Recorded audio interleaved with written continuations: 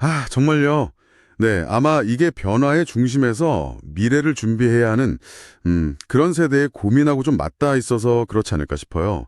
그래서 오늘 저희 목표는 아주 명확합니다. 이 책이 제시하는 2026년의 주요 트렌드들, 이걸 그냥 훑어보는 게 아니라 그 의미를 한번 제대로 곱씹어 보자는 거죠. 특히 그 거대한 AI 물결 속에서 우리 인간의 역할 또 가치는 어떻게 재정이 될 것인가. 네, 그 핵심 통찰을 뽑아내서 당신이 다가올 미래를 좀 더 자신 있게 맞이할 수 있도록 돕는 것. 이게 저희 목표입니다. 자, 그럼 본격적으로 트렌드 코리아 2026 그 속으로 함께 들어가 볼까요? 먼저 책의 큰 그림부터 좀 보죠. 2026년이 붉은 말의 해라서 그런지 핵심 키워드로 홀스 파워 이걸 딱 제시했어요. 네네. 과거의 인간에게 가장 강력한 동력이 말이었다면 이제는 AI가 그 역할을 한다. 뭐 이런 상징적인 의미겠죠. 그렇죠. 특히 흥미로운 건요. 지난 17년간 늘 경제 이야기로 시작했던 이 책 서문이 올해는 처음으로 AI를 딱 첫 번째 키워드로 내세웠다는 점이요. 아, 그게 의미심장하네요. 그만큼 AI가 우리 삶의 전반에 미치는 영향력, 이게 정말 압도적이라는 그런 증거 아닐까요? 정확합니다. 이제 뭐 AI 이야기가 단순히 기술 트렌드 하나가 아니라 그 시대 정신을 관통하는 핵심 주제로 부상했다. 뭐 이런 거죠. 김난도 고수가 이 지점에서 아주 인상적인 비유를 들어요.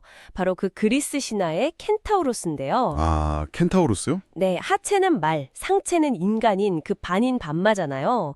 이것처럼 우리도 AI라는 강력한 도구, 그러니까 하체를 활용해서 효율성은 극대화하되 인간 고유의 지혜나 감성, 창의성 같은 상체는 잃지 않아야 한다. 이런 의미입니다.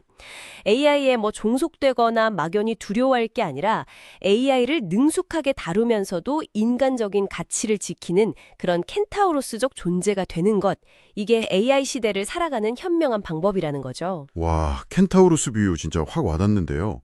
AI의 힘을 빌리되 그 인간적인 사유, 판단, 이게 중심을 잡아야 한다는 거군요. 당신은 지금 당신의 분야에서 어떻게 이런 켄타우로스가 될 수 있을지 한번 생각해 보셨나요? 그 AI의 효율성하고 인간적 통찰력, 이걸 어떻게 결합할지 말이죠. 자, 그럼 이 큰 틀 안에서 구체적인 트렌드 키워드들 하나씩 좀 살펴볼게요. 역시 첫 번째는 AI랑 직접적으로 관련된 거죠. 휴먼 인 더 루프. 네, 맞습니다. AI가 일하는 과정에 인간의 개입이 필수적이다. 뭐 이런 원칙이죠. 네네. 2026년이 또 그 이세돌 구단하고 알파고의 역사적인 대국이 있은 지 딱 10년 되는 해거든요. 아, 벌써 그렇게 됐나요? 네. 그때 알파고도 예측 못했던 그 이세돌 구단의 78번째 수, 그제 인간의 창의성, 직관이 정말 빛났던 순간이었잖아요. 그렇죠. 신의 한 수라고 불렸죠. 책은 바로 이 지점을 강조하는 겁니다. AI 시대의 진짜 경쟁력은 뭐 더 좋은 AI를 갖는 것 자체보다 그 AI를 활용해서 얼마나 깊게 사유하고 또 얼마나 날카로운 질문을 던질 수 있느냐, 여기에 달려 있다는 거죠. 그러니까 AI 활용 능력하고 해당 분야 전문성을 겸비한 인재, 즉 아까 말씀드린 켄타우로스형 인재가 중요해지는 이유입니다. 결국 핵심은 최고의 기계가 아니라 최고의 질문을 던지는 인간의 능력인 거죠. 최고의 기계가 아니라 최고의 질문이라. 아, 이거 AI 시대를 관통하는 정말 중요한 메시지 같아요. 그냥 AI 툴 사용법 익히는 걸 넘어서 본질적인 질문을 던지는 능력, 이걸 키워야 한다는 거네요. 자, 그럼 다음 키워드로 넘어가 볼까요? 필코노미.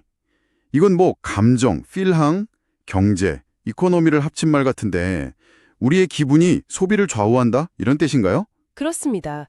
말 그대로 기분이 경제를 움직이는 시대다 이런 거죠. 단순히 뭐 제품의 기능이나 성능만 보고 구매하는 걸 넘어서요. 자기 기분을 관리하고 더 나은 감정을 느끼려고 소비하는 현상. 이걸 말합니다. 예를 들면 뭐 스트레스 받을 때 매운 음식 확 당기거나 좀 우울할 때 기분 전환 삼아서 예쁜 카페 가고 그러잖아요. 아, 네네. 저도 그래요. 이제 기업들은 단순히 좋은 제품 만드는 것뿐 아니라 소비자의 감성을 만족시키고 기분 관리에 도움을 주는 능력, 이게 아주 중요한 경쟁력이 될 거라는 겁니다. 듣고 보니 진짜 그렇네요. 저도 괜히 기분 전환하고 싶을 때 뭐 소소하게 뭘 사거나 아니면 좀 특별한 경험을 찾거나 하거든요. 이런 필코노미 현상이 기업 마케팅 전략뿐 아니라 평소 당신의 소비 패턴에는 어떤 식으로 나타나고 있다고 느끼세요? 한번 생각해 보시면 재밌을 것 같아요. 자, 계속해서 다음 트렌드 보겠습니다. 제로 클릭. 이 개념이 등장하는데요. 클릭 없이 AI가 알아서 정보를 찾아주고 제안하는 시대라. 와, 편리할 것 같긴 한데 정보 제공하거나 광고하는 입장에서는 이거 정말 큰 변화겠는데요? 네, 맞아요. 소비 여정의 주도권이 검색하는 인간에서 제안하는 AI로 넘어가면서 이 마케팅이나 정보 유통의 패러다임 자체가 흔들리고 있는 거죠. 이미 현실에서도 나타나고 있습니다. 옷 사진 딱 찍어 올리면 비슷한 상품 찾아주는 서비스라든지 아니면 사용자 취향 분석해서 좋아할 만한 콘텐츠나 상품을 영상으로 먼저 쓱 보여주는 그런 AI 기반 서비스들. 이게 다 대표적이죠. 아, 그런 거 저도 써봤어요. 신기하더라고요. 그렇죠. 앞으로는 검색 광고처럼 단순히 클릭을 유도하는 방식만으로는 살아남기 좀 어려워질 거고요. 대신 소비자의 경험 흐름 속에 아주 자연스럽게 녹아들면서 가치를 제공하는 좀 더 순환적이고 맥락적인 접근, 이게 필요해질 겁니다. 마치 나보다 나를 더 잘하는 AI 비서가 생기는 그런 느낌이랄까요? 이어서 네 번째 키워드는 픽셀 라이프입니다. 그 디지털 이미지의 최소 단위인 픽셀처럼 우리 삶의 경험이나 소비 단위가 점점 더 잘게 쪼개지고 빨라진다. 이런 의미로 읽히는데요. 정확히 보셨습니다. 모든 것이 더 작게, 더 많이, 더 빠르게 변화하는 현상입니다. 1분 남짓한 숏폼 영상이 대세가 되고 잠깐 열렸다 사라지는 팝업 스토어가 인기 끌고 화장품도 여러 색상 조금씩 담은 미니 팔레트가 완판되고 아, 맞아요. 다이소랑 VT 코스메틱 협업이나 데이지크 미니 팔레트 같은 거요. 네, 책에서 딱 그런 사례들을 들고 있죠. 이런 게 다 픽셀 라이프의 단면인 겁니다. 하나의 거대한 유행이 오래가기보다는 수많은 마이크로 트렌드가 정말 정신없이 뜨고 지는 거죠. 책에서는 이걸 영원한 베타 시대라고 표현하기도 해요. 모든 것이 끊임없이 시험되고 변화하는 상태라는 뜻이죠. 영원한 베타 시대라. 와, 진짜 숨가쁘게 느껴지네요. 이렇게 모든 게 파편화되고 빠르게 흘러가는 세상에서 우리는 어떻게 중심을 잡고 전문성을 쌓거나 아니면 의미 있는 정보를 따라잡을 수 있을까요? 이것도 고민이네요. 근데 또 흥미로운 점은 이렇게 모든 것이 빠르고 파편화되는 와중에 정반대 방향의 흐름도 나타난다는 거예요. 다섯 번째 키워드, 근본이즘입니다.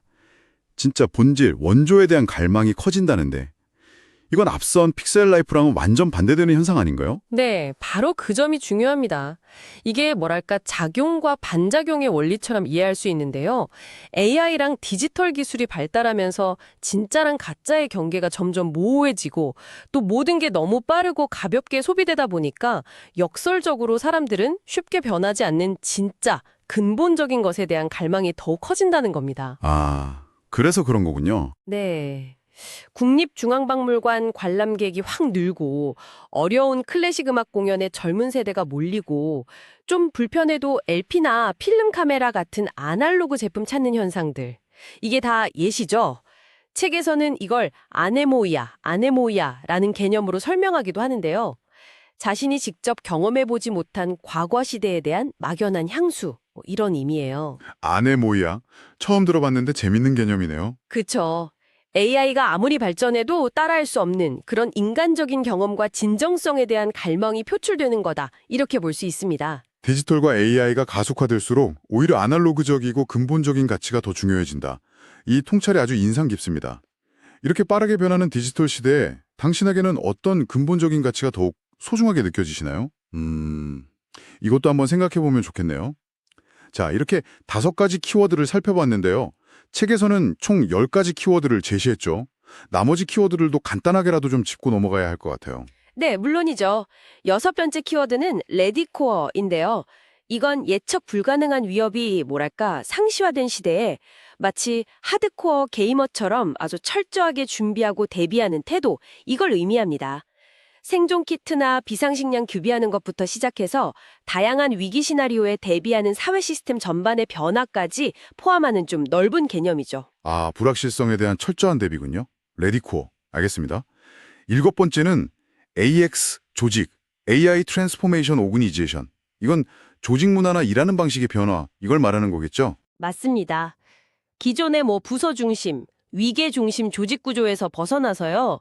AI 전환이라는 공동 목표 아래 프로젝트 중심으로 아주 유연하게 협업하는 그런 조직 형태를 의미합니다. AI 기술을 단순히 도입하는 걸 넘어서요. 조직 운영 방식과 문화 자체가 AI 시대를 맞아서 근본적으로 변해야 한다. 이 점을 강조하는 키워드라고 보시면 됩니다. 조직 변화까지. 알겠습니다. 8번째는 프라이스 디코딩이네요. 가격을 해독한다. 이건 소비자들이 더 똑똑해진다는 그런 뜻인가요? 네. 소비자들이 단순히 가격표만 보는 게 아니라 그 가격이 책정된 배경, 예를 들어 원가라든지 유통구조, 브랜드 가치 같은 것들을 다각도로 분석하고 따져보는 현상입니다. 정보 접근성이 높아지면서 소비자들이 가격의 가치를 더욱 꼼꼼하게 해부하고 판단하게 된다는 거죠. 기업 입장에서는 가격 책정의 투명성 그리고 설득력이 더욱 중요해질 겁니다. 9번째 키워드는 건강지능 HQ입니다. 단순히 오래 사는 걸 넘어서 건강하게 삶의 질을 높이는 것, 여기에 대한 관심이 커진다는 이야기겠죠. 그렇습니다. 신체적 건강뿐 아니라 정신건강 그리고 예방관리까지 다 포괄하는 개념인데요. 웨어러블 기기나 AI 기반 건강관리 앱 같은 걸 활용해서 자기 건강 상태를 적극적으로 모니터링하고 관리하고요. 건강관리 능력 자체가 중요한 경쟁력이자 삶의 질을 결정하는 요소가 된다는 의미를 담고 있습니다. 건강관리 능력. 중요하죠. 자, 마지막 10번째 키워드는 1.5가구입니다. 1인 가구와 2인 가구 사이의 개념 같은데 어떤 의미일까요? 네, 좀 흥미로운 개념인데요. 전통적인 가족 형태를 넘어선 다양한 주거 및 생활 공동체 형태를 포착한 키워드입니다. 1인 가구지만 반려동물이랑 같이 살거나 비혼동거 커플 또는 좀 느슨한 형태로 주거 공간이나 생활을 공유하는 경우들. 그러니까 딱 1인 가구도 아니고 전통적인 다인 가구도 아닌 그 중간 형태의 1.5가구가 늘어나면서 나타나는 사회 변화와 새로운 라이프 스타일을 조명하는 거죠. 아, 그렇군요. 1.5가구. 네, 자, 이렇게 10가지 키워드를 모두 살펴봤습니다. 홀스파와 나는 큰 주제 아래 AI와 인간의 관계부터 소비, 조직, 라이프 스타일까지 와, 정말 다양한 변화의 단면들을 보여주네요. 그런데 이 책의 분석 파트를 보면요. 이런 트렌드 예측서가 가진 어떤 본질적인 한계, 여기에 대한 지적도 있더라고요. 특히 요즘처럼 모든 것이 픽셀 라이프처럼 막 빠르게 변화하고 쪼개지는 시대에 1년 단위의 트렌드 예측이 과연 얼마나 유효할까 이런 의문도 제기될 수 있을 것 같아요. 네, 그 점은 모든 트렌드 예측서가 안고 있는 숙명과도 같죠. 예측의 불확실성. 특히 책 스스로가 영원한 베타 시대라고 명명했듯이 트렌드 생성 주기가 점점 짧아지고 파편화되는 경향은 예측을 더욱 어렵게 만듭니다. 그렇죠. 1년 후를 내다보는 것조차 쉽지 않은 시대라는 어찌 보면 반증이기도 하죠. 하지만 이 트렌드 코리아 시리즈의 강점은 단순히 현상을 나열하는 데 그치지 않는다는 점입니다. 매년 시대 정신을 관통하는 핵심 주제, 올해는 AI 시대 인간의 가치라는 큰 틀을 제시하고요. 그 안에서 작용과 반작용의 논리로 키워드들을 엮어내면서 변화의 맥락을 좀 입체적으로 보여주려고 노력한다는 거죠. 또한 다이소나 지그재그 같은 구체적인 기업 사례, 또 쇼폼이나 팝업 스토어 같은 현실적인 현상들을 풍부하게 담아내서 독자들의 이해를 돕고 현실감을 높인다는 점도 중요한 특징입니다. 그리고 무엇보다 18년째 꾸준히 출간되면서 베스트셀러 자리를 지키고 있다는 사실 자체가 많은 독자들이 이 책에서 여전히 실용적인 가치와 시장에 대한 통찰을 얻고 있다는 방증이라고 볼 수 있습니다. 불확실성 속에서도 어떻게든 방향을 잡으려는 노력, 그 자체의 의미를 두는 것이겠죠. 네, 맞는 말씀입니다. 완벽한 예측은 불가능하겠지만 그래도 다가올 변화의 방향성을 가늠하고 대비하는 데 중요한 참고 자료가 될 수 있겠네요. 자, 오늘 트렌드 코리아 2026을 통해서 켄타우로스처럼 AI를 활용하면서도 인간적 가치를 지키는 방법부터 필코노미, 제로클릭, 픽셀 라이프, 근본이즘 같은 구체적인 트렌드 키워드들, 그리고 레디코어, AX 조직, 프라이스 디코딩, 건강지능 HQ, 1.5가구까지 정말 다양한 미래의 풍경들을 엿봤습니다. AI가 단순히 기술 영역을 넘어서 우리 일상과 소비, 관계, 심지어는 내면의 갈망까지 어떻게 바꿔 놓을지 좀 생각해 볼 수 있는 그런 시간이었네요. 네, 책 서문에 인용된 문장 하나가 이 모든 논의를 좀 압축적으로 보여주는 것 같아요. 배는 항구에 정박해 있을 때 가장 안전하다. 하지만 그것이 배의 존재 이유는 아니다. 아, 전어의 파도를 두려워하며 항구에 머무르기보다는 좀 불확실하더라도 항해를 시작해야 한다. 이런 메시지겠죠. 그리고 그 항해에서 가장 중요한 것은 아까도 강조했듯이 이세돌 구단의 78번째 수처럼 AI가 대신할 수 없는 바로 당신만의 인간적인 통찰과 창의적인 해법을 찾는 노력일 겁니다. 끊임없이 질문하고 사유하는 주체적인 인간의 역할이 그 어느 때보다 중요해지는 시대입니다. 정말 깊이 새겨들을 말이네요. 변화에 압도당하기보다 그 변화를 주도할 인간의 역할에 집중해야 한다. 마지막으로 당신께 이 책의 근본이즘과 아네모이아 개념을 떠올리게 하는 질문 하나를 던지면서 마무리할까 합니다.